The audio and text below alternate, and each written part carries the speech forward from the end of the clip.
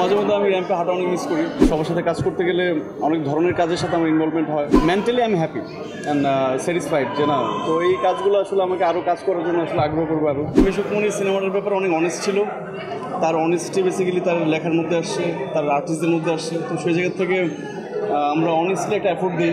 আমার মনে হয় যে অনুদানের সিনেমা নিয়ে যে মানুষের এক ধরনের ব্যাকডেটেড চিন্তাভাবনা আছে, সেই জায়গা থেকে মানুষ একটু সরে আসছে যেন অনুদানের সিনেমা ভালো হয়, অনুদানের সিনেমা একটু অন্য ধরনের হয়। তো আমি থ্যাঙ্কস টু মিশুক মনি যে না, এই ধরনের একটা সিনেমার সাথে আমাকে ইনভলভ করছে অ্যান্ড লাইক স্টিল রিকগনাইজেশন পাচ্ছি, এটা আমার জন্য খুব আনন্দের ব্যাপার। লম্বা একটা জার্নি হচ্ছে ফ্যাশন থেকে। আমি অনেক বছর কাজ করি, তো মাঝে মধ্যে আমি র্যাম্পে হাঁটা অনেক মিস করি অফকোর্স।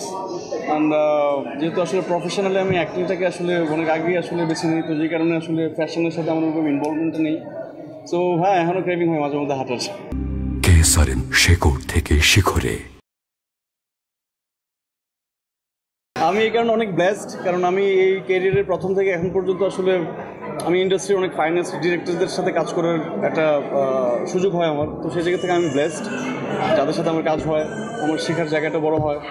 প্লাস সবার সাথে কাজ করতে গেলে অনেক ধরনের কাজের সাথে আমার ইনভলভমেন্ট হয়। তো এটা অনেক বড় জার্নি হয় না এখনও।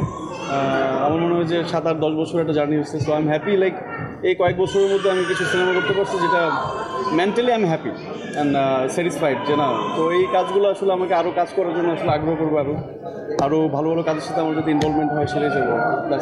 স্টাইলটা বেসিক্যালি তো নতুন করে নেই। স্টাইলটা এটা আমার আসলে দীর্ঘ অনেক দিন ধরে আমি কাজ করি এখানে, ফ্যাশন নিয়ে আমার অনেক দিন ধরে কাজ করার অভিজ্ঞতা। সেই জায়গা থেকে আসলে এটা আমার মনে হয় বর্ন ডিফল্ট ফ্যাশন থেকে আসার কারণে এটা আমার অটোমেটিকলি আসছে। সো এটা আমার কাজের জন্যই আসছে বেসিক্যালি, আলাদা করে স্টেটমেন্ট নাই কোনো।